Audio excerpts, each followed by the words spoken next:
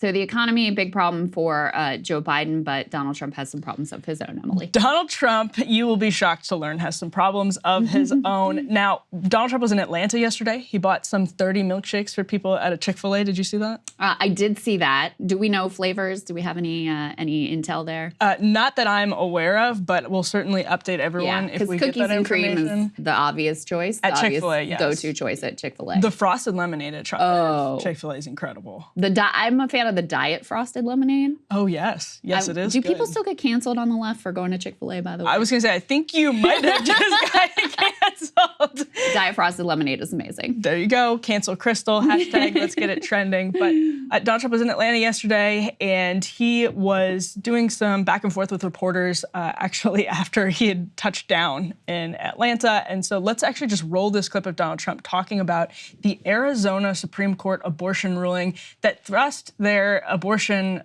law, basically in the entire state of Arizona, back to 1864. Ryan and I covered this yesterday, but you didn't mishear me. 1864 is where the Arizona Supreme Court said the law now stands with the abortion, basically the abortion policy that when Arizona was a territory passed in 1864. Everyone's pretty familiar with this story by now, but likely that'll be overturned in November. Not overturned, I shouldn't say that sounds like a legal term, but the people of Arizona will likely overturn that in November. There's a ballot initiative underway right now to enshrine abortion rights into the Constitution. So Trump was asked about it. Here's what he had to say. Mr. President, did Arizona go too far? Did Arizona go too far? Yeah, they did, and that'll be straightened out. And as you know, it's all about states' rights. That'll be straightened out. And I'm sure that the governor and everybody else are going to bring it back into reason, and that will be taken care of, I think, very quickly. What do you think about Florida? Florida's probably maybe going to change also. See, it's all of it's the will of the people. This is what I've been saying. It's a perfect system. So for 52 years, people have wanted to end Roe v. Wade to get it back to the states. We did that. It was an incredible thing, an incredible achievement. We did that, and now the states have it, and the states are putting out what they want. It's the will of the people. So Florida's probably going to change. Arizona's going to definitely change. Everybody wants that to happen. And you're getting the will of the people. It's been pretty amazing. Pretty amazing, Emily. So it's pretty amazing. He said it's the perfect system, which I think some people in California would disagree with because they're basically ruled by referendum. And the will of the people has some interesting effects in California. But that's his line, and he's sticking with it. It's actually funny because he said on Monday, he put out a big statement that had a huge ripple effect throughout the conservative movement, the anti-abortion movement, saying this all needs to be left to the states, essentially. After the fall of Roe, Trump basically is like, I gave you guys the end of Roe, so we're just going to kick it back to the states now. And so this Arizona ruling gave him an opportunity to try out that campaign strategy, that messaging strategy, and he's sticking with it, Krystal. Yeah, well, I mean, this was very inconvenient for him and for all Republicans, frankly, but especially for him because, like you said, he just did this whole thing of like, oh, isn't this beautiful democracy, will of the people, states' rights?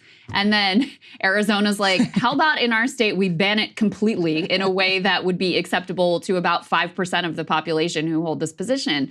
So his whole leave it up to the states thing kind of immediately undermined by the reality of this decision in Arizona. I also think, listen, he realizes abortion is a big problem. Yes. Very clearly. Absolutely. I don't think there's really anything he can do about it, though. No matter where he tries to message himself or what words he put, whatever he does, because the bottom line is he's responsible for Roe versus Wade being overturned. That's the bottom line. He's celebrating, even in those comments, he was celebrating that. So, his latest effort here, I can put this up on the screen from CNN. He was asked, I think in that same exchange, would he sign a federal abortion ban? He said no. We don't have any more details about, okay, well, what if it was 15 weeks? What if it was 6 weeks? Or is it just if it's a blanket abortion ban, would he not sign it? There's also other questions, Emily, as you know, probably better than I do. Some of the people who would potentially be involved in this administration, they're looking at the Comstock Act and enforcing that, which would be a de facto abortion ban without actually having anything having to be signed or passed through Congress. So what about that? So it doesn't really answer a lot of questions about these sort of like nuanced details, but it does show you politically he's trying to run as far away from this as he possibly can. But again, I mean, the Biden administration the Biden campaign has already put out a very powerful and emotional ad that Sagar and I played on Tuesday on this issue. Trump has continued to, celebrate the fact that he was the guy that got Roe versus Wade overturned. And frankly, his whole leave it up to the states thing, it really smacks of political opportunism and pandering. Yeah. Because it's not a moral position. Like, if you actually are pro-life and you Yes. genuinely are, Yes. and you think abortion is murder, you're not going to be like, oh, but it's cool if it happens in California. Let Californians decide. Yeah. Right. Yeah, no, it doesn't make a lot of sense. So I heard Nancy Mace, I talked about this yesterday on NPR, kind of going with this strategy in these conversations with NPR and talking about how most Americans find themselves at this point of agreement in the second trimester. So most Americans are not on board with the full Democratic policy prescription, which is basically Roe allowed for states to make their own decisions about what happened in the third trimester. And Nancy Mace and a lot of Republicans have said the best way for the GOP to message the abortion issue is to talk about that and then talk about sort of kicking it to the states after we find that point of consensus. People have tried the 15-week strategy. That was Lindsey Graham's big idea. People have tried all of these different ways of talking about it since Roe, and nothing is working. Nothing is working. So that's where Trump came out and tried to, going into the summer, neutralize the question of abortion by saying, this is my position. It's now up to the people. Interestingly enough, the Arizona Supreme Court had a similar point. They said, this should be decided not by the court, but by the legislature and the people of Arizona, which is why they allowed the 1864 thing to go into effect. And the people of Arizona are going to make a decision. And it's not necessarily ironic, but that being on the ballot in November, good luck to Kari Lake and Donald Trump in November. If that's on the ballot in Arizona, it could be on the ballot in a lot of other states too, and some of which are swing states. It's on the ballot in Florida. As well. Yes. I wonder what you make of that, because listen, on the one hand, Florida's trend to the right seems pretty clear. How much does DeSantis win it by, 16 points or something? Yeah. I think Trump won it by 4, if memory serves, thereabouts, which is not a crazy margin. It's not a massive margin, and especially if you believe the polling, which I'm not sure if I do or not, but if you believe the polling that shows Joe Biden actually doing pretty well among older residents, Florida famously, and Arizona too, has a lot of older residents. I'm not saying Florida will be in play, but it's not crazy to me at this point. No, not at all. Since you have the abortion ballot initiative, you have a weed ballot initiative, you have, this older population which seems to be more friendly to Joe Biden than any other, age demographic group, that Florida could possibly be put back in play, really kind of solely based on this one issue. It's also wild. I know you and Ryan did a great job covering this yesterday, but watching Republicans like Kari Lake, who previously was, oh, this is a great law that's on the books. We already got a great law in the books talking about this 1864 thing. And then when the court actually rules the way she claimed she wanted them to rule, she's running away as far and as fast as she possibly can. And, it was one thing when this was all hypothetical. Yeah, exactly. It was one thing when you could talk about fetal personhood and heartbeat bills and whatever, when you weren't having court saying, okay, well, if that's the law, then there's no IVF anymore. It was one thing when it was theoretical. Now that it's very real, and public opinion has really shifted. And we covered this together, that since Roe versus Wade was overturned, it wasn't like there was one shift and that was it. People have continued to move to the pro-choice position, breaking what has been a multi-decades-long 50-50 split on the issue.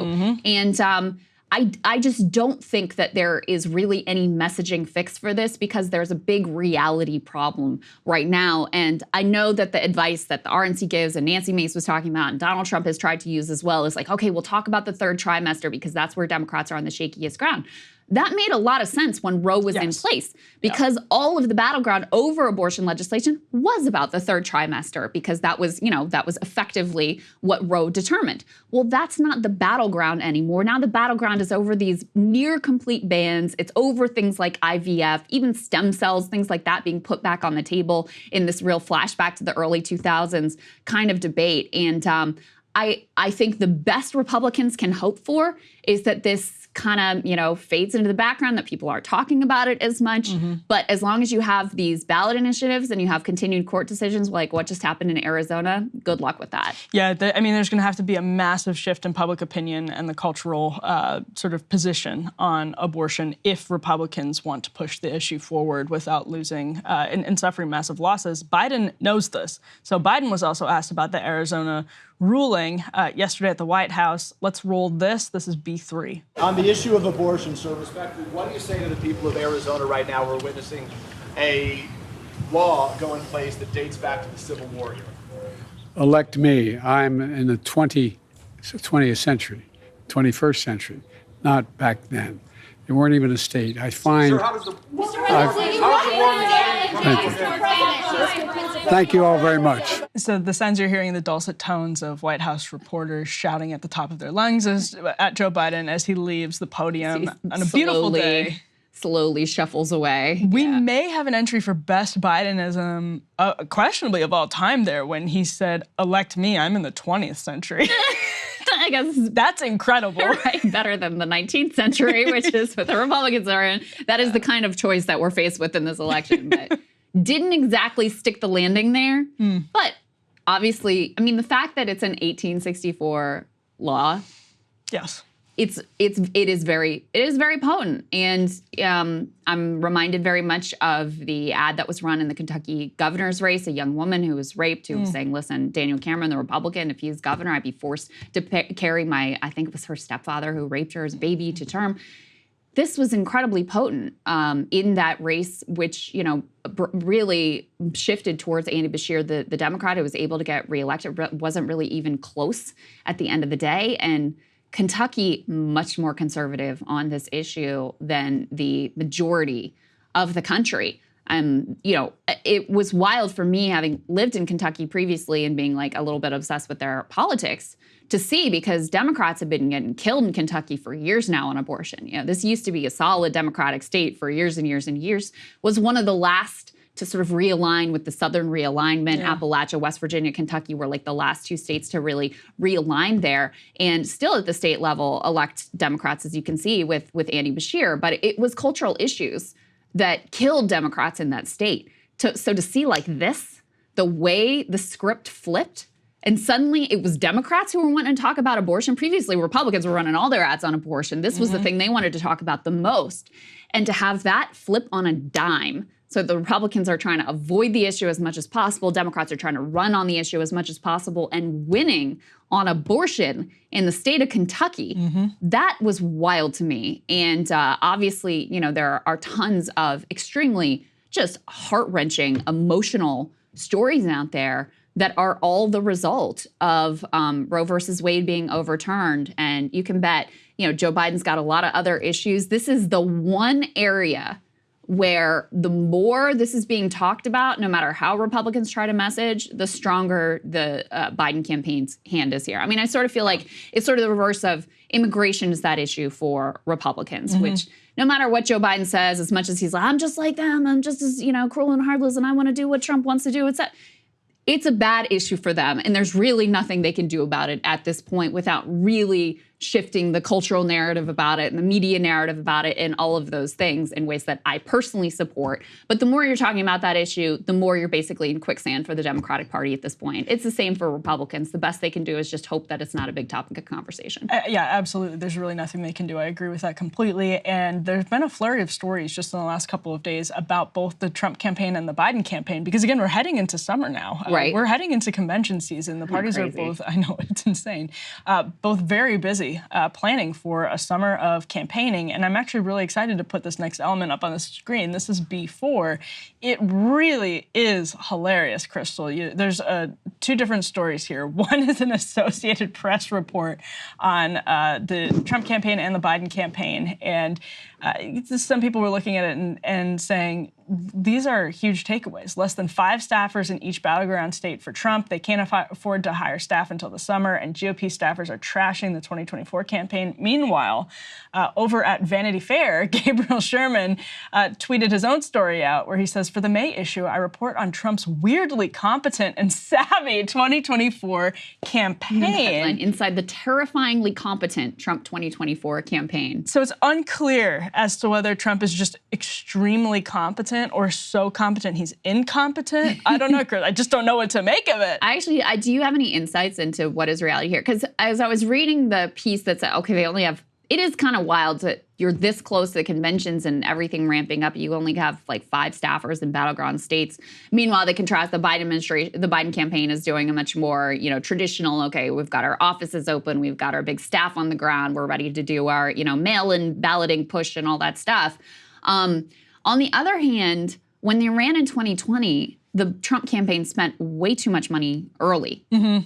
And then they were screwed down the stretch. I think in Georgia, they spent a tiny amount of money on advertising because they just didn't have it. Yeah. What's his name? Brad Parscale, is that his name? Yeah. He was really sort of thrown under the bus for spending wildly and, putting the campaign in really dire straits from a funding perspective on the way, on the way down the stretch post Labor Day. So I'm wondering if there wasn't a lesson learned from that of like, we're gonna harbor our resources, make sure that we've got everything we can. And then there is a reality of a lot of his money has gone to legal bills. Mm-hmm. It's also hampered some of his ability to campaign because he's got all these trial dates and court appearances that he has to make as well. So strangely and surprisingly, Biden is actually out campaigning more than Donald Trump, which is certainly not something that I would have predicted. So I'm not 100% sure what to make of this.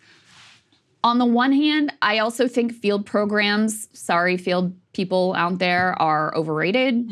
They don't do all that, especially in a presidential campaign where everybody already knows who the candidates are, they've got their opinions formed, et cetera. On the other hand, I do think that the mail-in ballot initiatives and early voting initiatives that Democrats used in 2020 were so significant as compared to the non-existent Republican efforts and anti-Republican efforts, like the fact that they were opposed to mail-in balloting. Mm-hmm. I actually think that factor alone was the game changer. So it kind of depends for me on how I look at this, whether this is actually consequential or not. Yeah, and I misspoke. This is an NBC News story. There's another AP story we're about to talk about. But in this NBC News story, there's there's a source quoted saying, this is like comparing a Maserati to a Honda. 2020 had staff and the bodies in place to turn out the vote. This current iteration is starting from ground zero, and we're 7 months out from the election. Meanwhile, the Gabriel Sherman piece in Vanity Fair is talking about how Donald Trump is surrounding himself with ultra loyalists now. He's sort of learned the lesson of 2016 and 2020. By the way, 2016 is a great example of your point about field operations. Mm-hmm. Asked Hillary Clinton how that sort of traditional competence went for her. I guess she won the popular vote, but that's, she wasn't president. That's what matters. Well, she's the rightful president if it weren't for Vladimir Putin. So anyway, all that is to say, this is a juxtaposition of a couple different things. On the one hand, you have a campaign that may be struggling to erect that kind of infrastructure. On the other hand, you have a campaign that is at least getting Gabe Sherman to believe it's so competent because, shockingly competent, in fact, because Donald Trump it's not leaking. So like they would point to the crazies, like I shouldn't even say crazies so much as like the eccentric people that were in his first campaigns. Yeah. And just said they leaked all the time, and Trump would pit them against each other in ways that intentionally sowed chaos, and that in and of itself was a huge distraction. But now he's just laser focused on the job at hand. Doesn't matter, though, to your point, Krystal, if you also have to pay huge legal bills that are going to take away, no matter what, from his ability to campaign on the ground. That's why he's not doing so many rallies, because they're stupid expensive. So there are real challenges for him. Being around the country in different courtrooms is going to be a real challenge for him. So it's a couple of different things. On the one hand, I do think he learned his lesson of, you really need to have He installed loyalists at the RNC, for example, like ousted Ronna McDaniel. Yeah. Here's the AP story. This is the next element. As Biden tours the country and visits swing states, their headline says, Trump is fundraising and playing golf. It's still, Biden is really out there in a way that I find surprising. They're doing these really carefully stage managed events. And it's basically what they can do at this point. But I'm sure Trump would be doing that if he could. I think they feel like they have to try to combat the, Biden's too old sense. Yeah. And Trump, meanwhile, I think probably feels like my people are with me, and I got other stuff going on, and I need to be raising money because they are significantly behind, even with this huge $50 million fundraising event that they just had. They're still significantly behind where the Democrats are, and as mentioned before, some of that is bled out through legal bills as well. So the problems for him are real. The two dueling narratives there, both of them serve a sort of like useful liberal narrative. On the one hand, the Gabe Sherman one, the terrifyingly competent, even that language, that's like the biggest Democratic or left of center or anti-Trump fear is, oh shit, last time we got lucky because he was incompetent. Yeah. So the worst of what he wanted to do, like stop the steal, I mean, it is true. He wanted to steal the election and he was basically too incompetent to actually get it done. And he wasn't surrounded by yes men. And that's right. He didn't have all his loyalists in place. So now this time around, he's got his ducks in a row. He's got all his loyalists in place. He's got a plan. It's going to be different. And the most terrifying version of Trump is going to occupy the White House. So that narrative is served by the Gabe Sherman piece. The other piece of just like, haha, we'll laugh at how this is like bumbling and they don't even have staffers. They're out of money. Like he's on the ropes, et cetera, obviously serves a different useful liberal narrative. Where the truth lies, it's very hard for me to discern from the outside. But, I think we have enough data points at this juncture to say it does look like Trump is taking on a little bit of water and that he isn't doing as well as he once was in the polls. One indication of this, for what it's worth, is the predicted odds now actually have Joe Biden favored over Trump. We can put this up on the screen. So Biden is at, I'm just looking this morning, 52 cents. Trump is at 46 cents. So, for what it's worth, the people who are trying to bet based on the outcome of this election, now there's slightly favoring Joe Biden. We've had a number of polls that have shifted in his direction, though it still very much is a jump ball. And part of why maybe Trump is maybe taking on a little bit of water, you can put this up on the screen, is his legal troubles. This is the latest headline. His former close executive, Alan Weisselberg, who really was like his right-hand man in a lot of ways, was just sentenced to 5 months in jail for basically lying on behalf of Donald Trump. He went to Rikers this week. Right, which is, no one should go to Rikers. That's a whole other story. But part of what he was, I think he pled guilty to here and took this deal, was lying about the size of Trump's condo, the penthouse, which is central to Letitia James' civil fraud suit against Trump in New York. So the fact that all these stories, Trump's criminal trial on the Stormy Daniels hush money thing, I think is set to start next week. It's happening. They're still trying to delay it, et cetera, but that looks like it's going to start imminently. All of these stories are in the headlines more and more as legal action ramps up.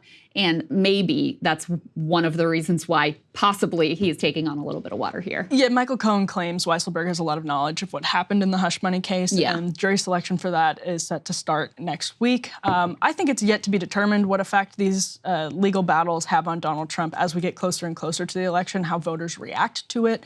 But, we were talking about this earlier in the show, Krystal. I know for sure one thing that likely won't be most effective for the Biden campaign is just leaning on the Trump is insane crutch over and over again when inflation is where it is. Maybe, although it worked pretty well for them in the midterms. I would have said that too. True. But it did work pretty well for them in the midterms. True. And, but with the whole country, I mean, in a presidential. Maybe. I don't know. I genuinely, I really don't know. I think abortion is way more potent than I expected it to be. People didn't vote on the economy in the way that I expected them to in the midterms. where Democrats really outperformed. We've had all of these special elections that have gone to Democrats. And it could be the case that when you have a general election and you have a much wider electorate, that some of those trends are less significant. But I genuinely don't know at this point, which is why oftentimes I feel like when we cover politics in the show, we'll do one block that's like, inflation is really bad for Biden, and the next one's like, and abortion and Really legal bad for troubles Trump. and all this is really bad for Trump. So I don't know. That's where I am. I just genuinely don't know. Hey guys, if you like that video, go to breakingpoints.com, become a premium subscriber, and help us build the best independent media organization on the planet. That's right. We're subscriber funded. We're building something new. We want to replace these failing mainstream media organizations. So again, to subscribe, it's breakingpoints.com.